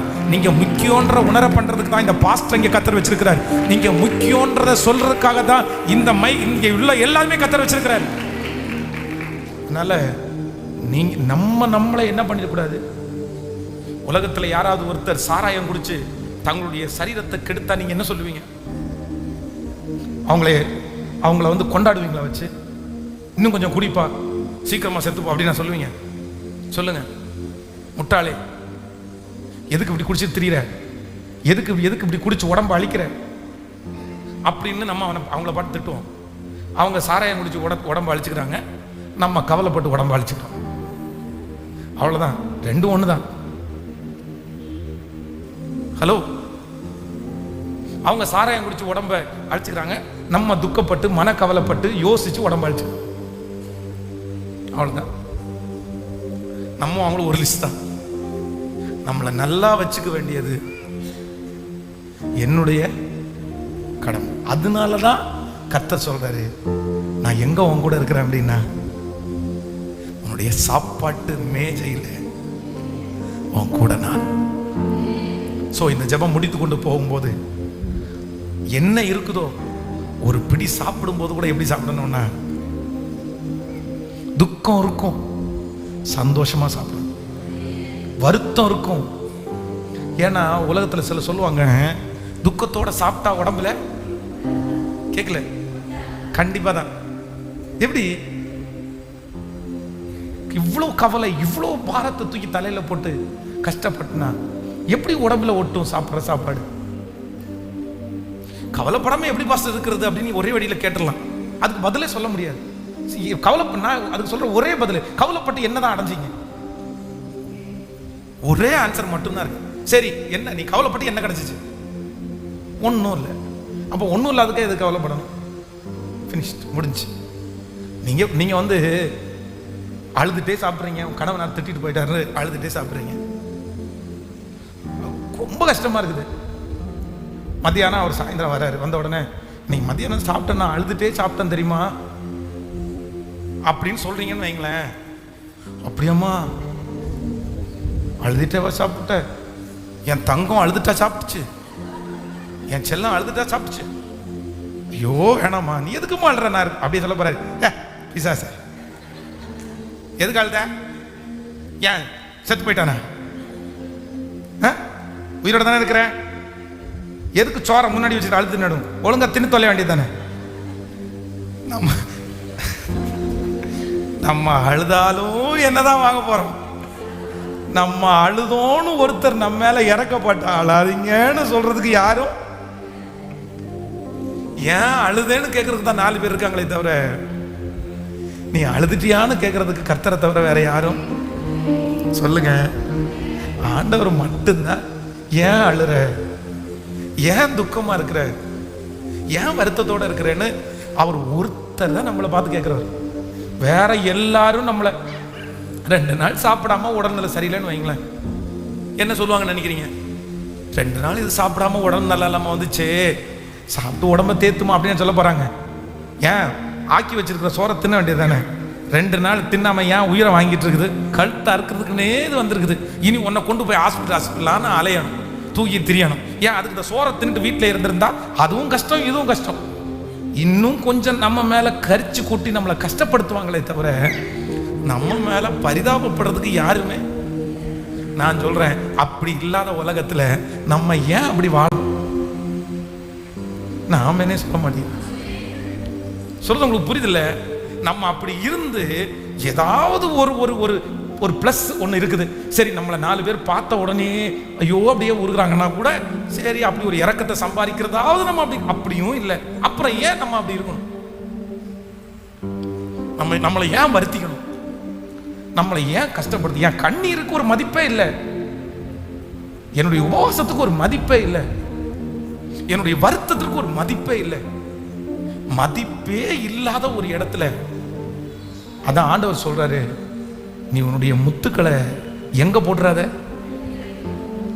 அதுக்கு என்ன அர்த்தம் அப்படின்னு சொன்னா, எனக்கு எனக்கு எனக்கு ஒரு நான் ஒன்று செய்யும் போது எனக்கு அதனுடைய ரிட்டர்ன் வந்து எனக்கு குறுக்க திரும்புற இடத்துல திரும்ப திரும்ப நான் செஞ்சு நான் வருத்தப்பட வேண்டிய அவசியம் கேட்கல. சத்தமா அவங்க தான் என்ன மதிக்கல. சரி விட்டுரு, சரி விட்டுரு. இல்லை இல்லை மாமா இல்லை, இல்லை மச்சான் இல்லை, இல்லை அக்கா இல்லை, இல்லை அடா நீ அக்கான்னு நினைக்கிற, நீங்க தங்கச்சின்னு நினைக்கிறீங்க, நீங்க மாமான்னு நினைக்கிறீங்க, நீங்க சொந்தம் கொண்டாடணும்னு நினைக்கிறீங்க, அவங்க சொந்தம் கொண்டாடணும்னு கேட்கல. அவங்கள உங்களை தூரத்தில் நினைக்கிறாங்க. நான் என்ன சொல்றேன் அப்படின்னு சொன்னா, அவன் மேல அன்பு இருக்குது, இயேசுனுடைய அன்பு எனக்கு இருக்குது. ஆனா நான் வந்து என்ன ரிஜெக்ட் பண்ற ஒரு இடத்துல போய் நான் என்னையே என்ன பண்ண வேண்டியது இல்லை, வருத்திக்க வேண்டியது இல்லை. நீங்க என்னைக்கு அதை புரிஞ்சுக்குவீங்கன்னு தெரியல, என்னைக்கு நீங்க புரிஞ்சுக்க முடியும்? அதுக்காக அவ்வளோ சிரமப்பட்டு அவ்வளோ கஷ்டப்பட்டு இல்லை. இப்படிப்பட்ட ஒரு அண்டர்ஸ்டாண்டிங்ல நீங்க வந்துட்டீங்கன்னு வைங்களேன், உங்களை பார்த்து பரலவன் என்ன பண்ண தெரியுமா? அப்படியே கைத்தட்டும். என்னதான் நான் எதிர்பார்த்தேன். இப்படிப்பட்ட சிங்க குட்டிகள் தான் கர்த்தருக்கு தேவை, அப்படிப்பட்ட பன்னி குட்டிகள் கர்த்தருக்கு தேவையில்லை. ஆமே, சிங்க குட்டியா பன்னி குட்டியா நீங்க தான் முடிவு பண்ணிக்கணும். ஆமே, சிங்க குட்டியா இருந்தா வயிற்றுல பட்டினி போட்டு வயிற்ற கெடுக்காம இப்போ இங்கே முடிச்சுட்டு மத்தியானம் போய் ஒருவேளை ஃபாஸ்டிங் முடிக்கிறீங்கன்னா, இல்லை ஆன்லைனில் ஃபாஸ்டிங் முடிக்கிறீங்கன்னா, ஒரு பிடி சாப்பாடை சாப்பிட்டா கூட எப்படி சாப்பிடணும் தெரியுமா? எனக்காக நான் சாப்பிட்றேன்யா, நான் உயிரோடு இருந்து கர்த்தரை மகிமைப்படுத்துறதுக்கு நான் சாப்பிட்றேன், எல்லாமா சாப்பிட்றேன்யா. அடி முன்னாடி இருக்கிறத எடுத்து அடி, அவ்வளோதான். 3 பிடிக்கு 30 பிடியே உள்ளே போயிடும். ஆமே, நடக்கும், கர்த்தர் நடத்துவார். சரி பரவாயில்ல, இப்போ என்ன பண்ண முடியும்? கர்த்தர் எனக்கு ஜீவன், சாவு எனக்கு ஆதாரம். அப்படி ஒரு சந்தோஷமாய். ஏன் அப்படின்னா, என் போஜன பந்தியிலே இயேசு என் வாழ்க்கையில நான் ரொம்ப மதிக்காத ஒரு இடத்துல அதை ரொம்ப மதிச்சு என் கூட இயேசு இருக்கிறார். எனக்கு தெரியும், இந்த சத்தத்தை கேட்குற நிறைய பேருடைய ஆகாரம் கண்ணீரோட தான் இருக்குது, கண்ணீரோட தான் இருக்கு. உங்க ஆகாரத்தை நீங்க சந்தோஷமா சாப்பிடவே இல்லை. ஆனா ஆண்டவர் சொல்ற, இல்லை, உன் போஜன பந்தியில நான் இருக்கிறேன். அவர் உங்களை விசாரிக்கிறவரானபடினால் உங்கள் கவலைகளை எல்லாம், சரி இப்ப கொஞ்சம் சம்பாதிச்சா என்ன விடுங்க, பரவாயில்ல. சரி வாடகை வீட்டில் இருந்தா என்ன, பரவாயில்ல விடுங்க. நகை இல்லாட்டி என்ன, பரவாயில்ல விடுங்க, பரவாயில்ல விடுங்க. நகை இருந்தவங்க மாதிரி இருந்தவங்க எல்லாம் பிரிச்சா பெருசா எதுவும் பண்ண போறாங்களா? யார் செத்தாலும் ஆரடி புலி தான். ஆமே, யார் செத்தாலும் எடுத்து பூஜை பண்ணி எல்லாம் வச்சுக்க போறது? சொல்லுங்க. இத்தனை பேருக்கு முன்னாடி நம்ம பிரசங்கம் பண்றோம், பாஸ்டர் ஆயிட்டோம். நாளைக்கு ஒருவேளை கண்ணை மூடிட்டேன்னா, ஐயோ பாஸ்டர் பாஸ்டர் பென்ஸ் அப்படின்னு என்ன பண்ண போறீங்க? பாடி எப்போ எடுக்கிறீங்க தானே கேட்க போறீங்க. அட கேட்கல, அப்படித்தானே? இல்லை பாஸ்டர், அதனால ஒரு கண்ணாடி பெட்டிக்குள்ள வச்சு இங்கே வச்சிருவோம், வாரம் அவரை பார்த்துட்டே போகலாம் அப்படின்னு போறீங்க. போலீஸை பிடிச்சி போயிருவோங்களே. அதான் போயிட வேண்டியதான். நம்ம அப்படிதான் வாழப்போம். அதனால எவ்வளோ மதிப்பு இருந்தாலும், பணம் இருந்தாலும், பொருள் இருந்தாலும், அதெல்லாம் கடைசி நேரத்தில் ஒன்றுக்குமே உதவாது. உயிரோடு இருக்கிற வரைக்கும் சந்தோஷமா, சமாதானமா, திருப்தியா இருக்கிறதுல பெஸ்டா வளரணும்னு நினைக்கிறது தப்பு இல்லை, உயரணும்னு நினைக்கிறது தப்பு இல்லை. 4 பேர் 4 விதமா இருப்பாங்க. அவங்க இப்படி இருப்பாங்க, இவங்க okay okay okay okay right right. எனக்கு என் கர்த்தருக்கு நான் ரொம்ப முக்கியம். என் பிள்ளைகளுக்கு நான் ரொம்ப, அதனால நான் என்னை சுகமாய் காத்துக்க வேண்டிய அவசியம் எனக்கு உண்டு. நான் சம்பாதிச்ச நான் இழந்தேன், நான் கிட்ட நான் விட்டுட்டேன், பரவாயில்ல போ. இன்னொருத்தன் திட்டு, சரி போ விட்டு சரி விட்டு, ஒன்றும் பிரச்சனை இல்லை. உயிரோடு இருக்கேன்ல, கர்த்தர் நினைச்சாருன்னா திரும்பி கர்த்தர் கொண்டு வர்றதுக்கு வல்லவரா இருக்கிறேன் இல்லையா? அதுவும் பிரச்சனை இல்லை, பரவாயில்ல. இருக்கிறத வச்சு அட்ஜஸ்ட் பண்ணி நான் என்ன பண்ண முடியும்? ஹல்லேலூயா. இந்த அண்டர்ஸ்டாண்டிங் எத்தனை பேருக்கு வருதோ? இவங்க தான் தலைவன், இவங்க தான் தலைவி, இவங்க தான் நிற்க முடியும், இவங்க தான் சவால்களை சந்திக்க முடியும்.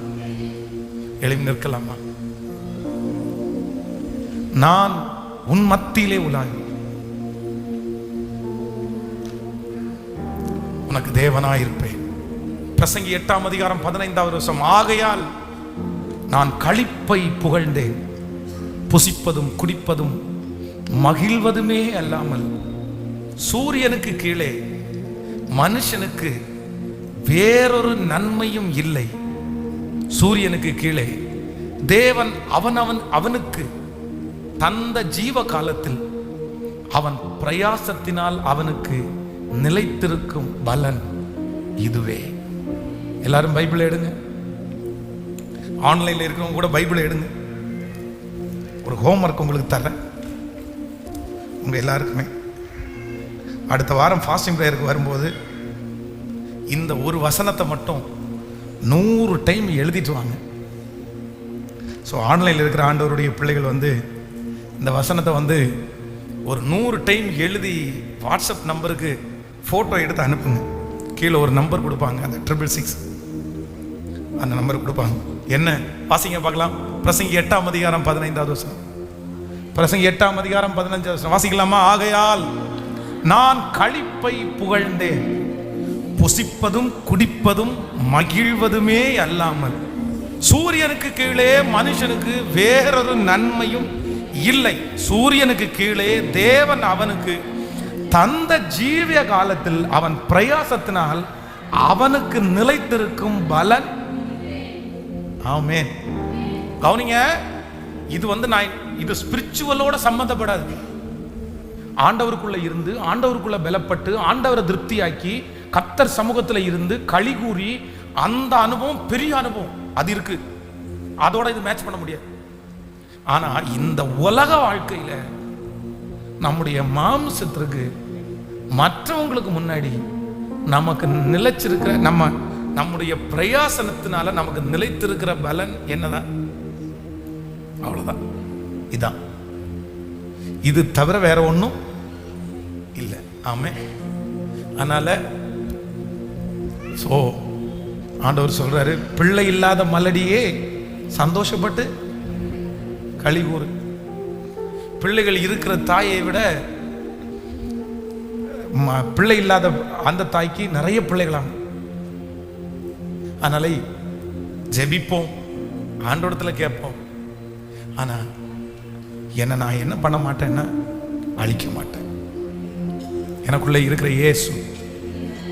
சொல்லுங்க எல்லாரும் ஒரு 10 டைம் சொல்லுங்க, நான் முக்கியம்னு சொல்லுங்க. ஃபர்ஸ்ட் யாரோ பிள்ளை முக்கியம்னு சொல்ற மாதிரி கேக்குது இல்லையே? ஏதோ ஒரு வயசான அம்மா, நான் எல்லாம் முக்கியம் இல்லை பேசுறேன், நம்ம கலந்து கட்டாச்சு, போய் சேர வேண்டியதான், பையன் தான் முக்கியன்ற மாதிரி கேக்குது. அப்படி இல்லையே, அப்படி இல்லையே. 60 வயசு 70 வயசாக நிறைய அம்மா அப்படிதான், பிள்ளைக்கெல்லாம் சேர்த்து வச்சிடும். ஆனா தாங்க எதுவுமே சாப்பிட மாட்டாங்க. கேட்ட பிள்ளைக்கு அது வேஸ்ட் பண்ணும், அதை குறிச்சு கூட கவலை இல்லை, தாங்க சாப்பிட மாட்டாங்க. ஆனா இவங்க உயிரோடு இருந்தாதான் அவங்க பிள்ளைகளின் பிள்ளைகளை பார்க்க முடியும்ன்றது அவங்களுக்கு. பிள்ளை முக்கியம். ஆனா அதை விட கேட்கல. சத்தமே நிறைய பேருக்கு வர மாட்டேங்குது. சொல்லுங்க எல்லாரும் ஒரு 10 டைம் சொல்லுங்க. என்னுடைய கௌரவம் முக்கியம். ஹலோ, வாயில வர மாட்டேங்குது பாருங்க நிறைய பேருக்கு. என்னுடைய கௌரவம் மட்டும் முக்கியம் கிடையாது. எனக்கு கௌரவம் முக்கியமா இருக்கலாம், ஆனா கௌரவமே எனக்கு முக்கியம். கௌரவத்தை காட்டிலும் கேட்கல, சத்தமா சொல்லுங்க.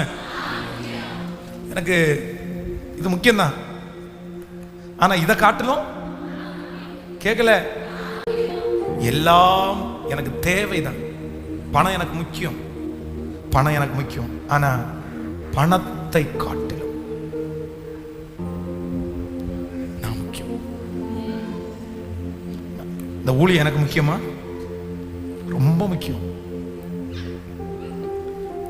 என்னுடைய என்டர்டைன்மெண்ட், என்னுடைய எல்லாமே மினிஸ்ட்ரி தான்.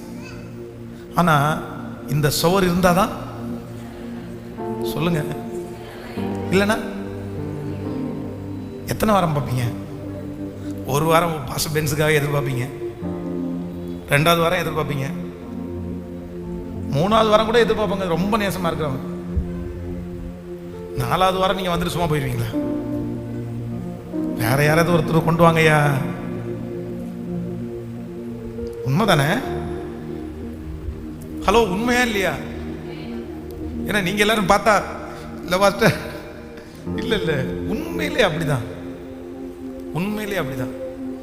எத்தனை வாரம் நம்ம வெயிட் பண்ணுவோம்னு நினைக்கிறீங்க? எத்தனை வாரம் வெயிட் பண்ணுவோம்? ரொம்ப வாரம்லாம் வெயிட் பண்ண மாட்டோம். நமக்கு எப்படியாவது ஆப்ஷன் தேடணும், அவ்வளவுதான். உங்களுக்கு முடியலைன்னா அடுத்த ஆப்ஷன் தேடி போயிட்டே இருப்பீங்க. இதான் மனுஷன். ஆனா நான் ஒண்ணு நல்லா தெரிஞ்சுக்கணும், நான் முதல்ல முக்கியன்றதை நான் எப்பவுமே தெரிஞ்சுக்கணும். ஜெபிக்க போறோம், உங்க மனைவி, உங்க பிள்ளைகள், உங்களுடைய வேலை, இது எல்லாத்தை குறித்த அழுத்தத்தில் வரலாம். இதெல்லாம் இருந்தாதான் நானு, இதெல்லாம் இருந்தாதான் நானு அப்படின்னு யாரோ ஒருத்தர் நினைச்சுட்டு இருந்திருக்கலாம். என் மனைவி இருந்தாதான் நானு, என் பிள்ளை இருந்தாதான் நானு, என் வேலை இருந்தாதான் நானு, என் பணம் இருந்தாதான் நானு அப்படின்னு யாராவது ஒருத்தர் நினைச்சுட்டு வந்திருக்கலாம். ஆனா ஆண்டவர் சொல்றாரு, இல்ல, எல்லாம் இருந்தா நீ இல்ல. நீ இருந்தாதான் பணம், நீ இருந்தாதான் மனைவி, நீங்க இருந்தாதான் பிள்ளை, நீ இருந்தாதான் வெற்றி, நீ இருந்தாதான் எல்லாமே. நீங்க தான் முக்கியம், நீங்க தான் முக்கியம். கைகளை எல்லாரும் உயர்த்தி சொல்லுவோம், நன்றியப்பா, நன்றி நன்றி. கண்மலையாம் கிறிஸ்து அவர் கைவிட மாட்டார். என்ன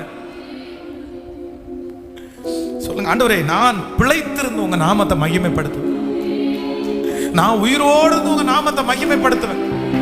சொல்லுங்க, சத்தத்தை உயர்த்து. ஹல்லேலூயா. நான் இப்படி பொழைச்சிட்டேனே, நான் இப்படி வாழ்ந்துட்டேனே, நான் இப்படி இருந்துட்டேனே. உங்களையே நீங்க நிறைய பேர் கசந்து கொள்ளலாம். நான் ரொம்ப நெகட்டிவா நான் ஃபீல் பண்றேன் பாஸ்டர். ஆனா ஒவ்வொருத்தரையும் பார்த்து ஆண்டவர் சொல்றாரு, இல்ல மகளே, நடந்ததை ஒற்று, நடந்ததை நினைச்சு கவலைப்படாத, இழந்ததை நினைச்சு கவலைப்படாத, போனதை நினைச்சு கவலைப்பட வேண்டாம். கர்த்தர் சொல்லுகிறார், அவை எல்லாவற்றை பார்க்கிலும் என்னுடைய பார்வைக்கு மகளே நீ விலையேற பெற்றவள், மகனே நீ விலையேற பெற்றவன். சத்தமாய் ஆமென் என்று. ஓ ஹல்லேலூயா. இந்த உலகம் வெறுத்து பேசலாம், காரணமின்றி நகைக்கலாம். உன்னை படைத்தவரோ உள்ளம் கையில் ஏந்துவார், உள்ளம் கையில் ஏந்துவார். அவர் உள்ளம் கையில். கையை உயர்த்தி நீங்க உள்ளங்கையில், நீங்க உள்ளங்கையில் ஏந்துவே, நீங்க உள்ளங்கையில். கையை உயர்த்தி நீ நல்லவரப்பா, நீ நல்லவன், நீ நல்லவன், நீ நல்லவன், நீ நல்லவன், நீ நல்லவன். எத்தனையோ பேர் பேருக்கு நீங்க முக்கியம் இல்லைன்னு சொல்லும் போது, நிறைய பேர் உங்களை தூக்கி தூக்கி போடும் போது, கர்த்தர் மட்டும் உங்களை பார்த்து இல்ல. ஓ ஹalleluya, நன்றியப்பா. மாலைகள் பெயர்ந்து போகலாம், குன்றுகள் அசைந்து போகலாம், மாலைகள் பெயர்ந்து போகலாம், குன்றுகள் அசைந்து போகலாம், மனதுருகும் தேவன் மாறிடவே அப்பா, மாறிடவே மாட்டார், மாறிடவே. கைகளை உயர்த்தி மாறிடவே மாறிடவே. திரும்ப திரும்ப நீங்க மாறிடவே, நீங்க மாறிடவே, நீங்க மாறிடவே. காலங்காதே மகனே, காலங்காதே,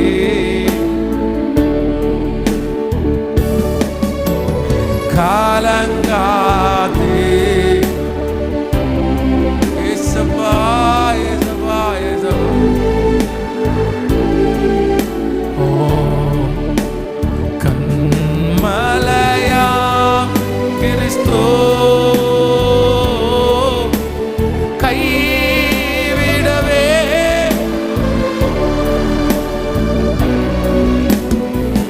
கைவிடவே மாட்டார்,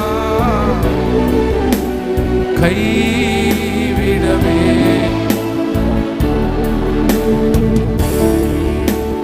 கைவிடவே.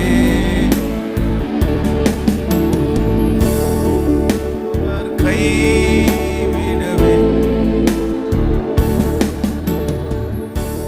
அவர் கைவிடவே. ஆண்டவரே, ஒருவன் என் சத்தத்தை கேட்டு கதவை திறந்தால் நான் அவனிடத்தில் பிரவேசித்து அவனோடு கூட போஜனம் பண்ணுவேன். இங்க இருக்கிற ஒவ்வொருத்தரையும் நீங்க செல்வங்களா பார்க்கறதுக்காக நன்றி. இந்த உலகம் எங்களை துச்சமா, ரொம்ப குறைவா, இதெல்லாம் ஏன் பிறந்தா அப்படின்னு பார்க்கும்போது நீங்க மட்டும் எங்களை ரொம்ப அழகாய் ஆச்சரியமாய் பார்க்கிறதற்காய் நன்றிப்பா, நன்றிப்பா, நன்றி. திருச்சபைக்கு வந்திருக்கிற இந்த பிள்ளைகள், ரொம்ப தூரத்துல இருந்து பிரயாணம் பண்ணி வந்த பிள்ளைகள், இன்னும் இந்த சத்தத்தை எங்கெல்லாம் இருந்து கேட்டுக்கொண்டிருக்கிறார்கள் அந்த பிள்ளைகள் ஒவ்வொருவர் மேலையும் கர்த்தருடைய நீடிய கிருபை கூட இருப்பதாக, உங்க தயவு கூட இருப்பதாகப்பா, உங்க பிரசன்னம் அவர்களை வழி நடத்துவதாகப்பா. இப்போ இங்க இருந்து போகும் போதே, இல்ல சத்தத்தை முடிக்கும் போதே, ஆண்டவரே நான் முக்கியம், என்ன நான் விட்டுறக்கூடாது, என்ன நான் சோர்வுக்குள்ளாக்கிட கூடாது அப்படின்ற ஒரு வல்லமை உடைய பிள்ளைகளை ஆண்டவரை நெருக்கி ஏவட்டும். ஆண்டவர், வருகிற வாரம் எங்களுக்கு நடக்கிற குட் ஃப்ரைடே சர்வீஸ் ரொம்ப மகிமையா இருக்கட்டும் ஆண்டவர். திரள் கூட்ட ஜனங்கள் வரட்டும் ஆண்டவர். இந்த ஜனங்கள் எல்லாம் கர்த்தர் கொண்டு வருவீராக ஆண்டவரே. அந்த பாடை குறித்து அங்க தியானிக்க உங்க மேல இருக்கிற அன்பு எங்களுக்கு பெருகட்டும்பா. ஞாயிற்றுக்கிழமை நடக்கிற ஈஸ்டர் ஆராதனை, அந்த ஆராதனையில கர்த்தருடைய மகிமை இறங்கட்டும். 2 ஆராதனை நாங்கள் ஒன்றாய் வைத்திருக்கிறோம் தகப்பனே. அந்த ஆராதனையில் உங்களுடைய உயிர்த்தெழுந்த வல்லமை ஒவ்வொரு வரையும் ஆன்லைன்ல கேட்கிற பிள்ளைகள், சர்ச்சில் வர்ற பிள்ளைகள் அத்தனை பேரையும் அந்த உயிர்த்தெழுந்த வல்லமை சந்தித்து ஒரு அற்புதத்தை செய்கிறதற்காய் நன்றி. திருச்சபை இன்னும் கர்த்தர் லட்சங்களுக்கு கோடிகளுக்கு பயன்படுத்தும். ஜெபிக்க சொன்ன நிறைய பிள்ளைகள் இருக்கிறார்கள். அத்தனை பேருக்காக நாங்கள் ஜெபிக்கிறோம். குழந்தை பாக்கியம் இல்லாதவர்களுக்கு குழந்தை பாக்கியம், கடன் பிரச்சனை ஒரு விடுதலை. ஆண்டவரே, வரவேண்டிய காரியங்கள் தடைகள் மாறி எங்க பிள்ளைகளுக்கு வரட்டும். திருமண காரியங்கள் கர்த்தர் ஒழுங்குபடுத்துங்கப்பா. ஆண்டவரே, பணிகள் ஆரம்பித்த பிள்ளைகள் வெற்றியாய் முடிய உதவி செய்யுங்கப்பா. உங்க பிள்ளைகள் எந்தெந்த ஜெப குறிப்புகளை சுமந்து கொண்டிருக்கிறார்களோ அத்தனை ஜெப குறிப்புகளுக்கும் இப்பொழுது ஆம் என்றும் ஆமேன் என்றும் ஒரு பதில் வருவதாகப்பா. கைகளை கோர்த்து, திருச்சபையில் இருக்கிறவங்க கைகளை கோர்த்து, ஆன்லைன்லையும் ஆயிரக்கணக்கான பிள்ளைகள் இருக்கிறாரு. அவங்க எல்லாருக்காகவும் ஒரு ஜெபத்தை நம்ம ஏறெடுக்க போறோம். எல்லாருக்காகவும் ஒரு ஜெபம். இப்போ இந்த ஃபாஸ்டிங் பிரேயர்ல எத்தனை பிள்ளைகள் ஜெபத்தோடு இருக்கிறாங்களோ, ஜெப குறிப்போடு இருக்கிறாங்களோ, இங்கே எத்தனை பேர் ஜெப குறிப்போடு வந்திருக்கிறாங்களோ அத்தனை பேருக்கும் ஒரு அற்புதம் நடப்பதற்காக எல்லாரும் சத்தத்தை உயர்த்தி, ஆண்டவரே உம்முடைய பிள்ளைகளுக்காக நாங்கள் ஜெபிக்கிறோம். ஜெபத்தை கேட்கிறவரே, மாம்சமான யாவரும் உம்மை தேடி வருவார்கள். அந்த வார்த்தையின்படி இப்பொழுது ஜெபத்தை கேட்பீராக. ஜெபிக்கலாம். ஸ்தோத்திரம், ஸ்தோத்திரம் ஆண்டவரே. அடுத்த வாரம் இந்த சிஸ்டர் அற்புதத்தோட வரணும், இந்த பிரதர் அற்புதத்தோட வரணும் ஆண்டவர், சாட்சியோட வரணும் ஆண்டவர். சொல்லுங்க, முழு பலத்தோட சாட்சியோட வரணும். ஆன்லைன்ல இந்த சத்தத்தை கேட்கிற பிள்ளை சாட்சியோட வரணும் ஆண்டவரே. இந்த வெள்ளிக்கிழமை ஃபாஸ்டிங் பிரேயர்ல கர்த்தர் அவர்களுக்கு அற்புதம் செய்தார் என்று அவர்கள் சாட்சி சொல்லுவார்கள் ஆக. நன்றியப்பா, நன்றி ஆண்டவரே. ஸ்பெஷலா லைவ்ல இருக்கிற பிள்ளைகளுக்காக ஜெபிக்கும். நேரலையில் இப்போ இந்த ஆராதனை நடந்து கொண்டிருக்கும் போது இருக்கிற பிள்ளைகளுக்கு ஒரு திருச்சபையில் இருக்கிற அதே மையம் அவர்கள் தலைமையில் இருக்கட்டும். திருச்சபையில் ஊழியம் செய்கிற ஒவ்வொரு பிள்ளைகளையும் ஆசீர்வதியும். கர்த்தர் அவர்களை மறைத்துக் கொள்ளுங்கப்பா. கர்த்தர் தேவைகளை ஆச்சரியமாய் சந்திங்க. இந்த கடன்களெல்லாம் முடிய நீ உதவி செய்யுங்கப்பா. இந்த ஏசிக்காக வாங்கப்பட்ட அந்த கடைசி தொகை, அந்த வேலை செய்த பணத்தையும் கொடுத்து தீர்க்கிறதற்கு கர்த்தர் எங்களுக்கு ஒரு வழிவாசலை திறப்பீராகப்பா. உங்க ரத்த கோட்டைக்குள்ள நான் மறைக்கிறேன். உங்க கிருபையின் கரம் தாங்கி நடத்தட்டும். இயேசுவின் மூலம் ஜெபம் எடுக்கிறோம் நல்ல பிதாவே.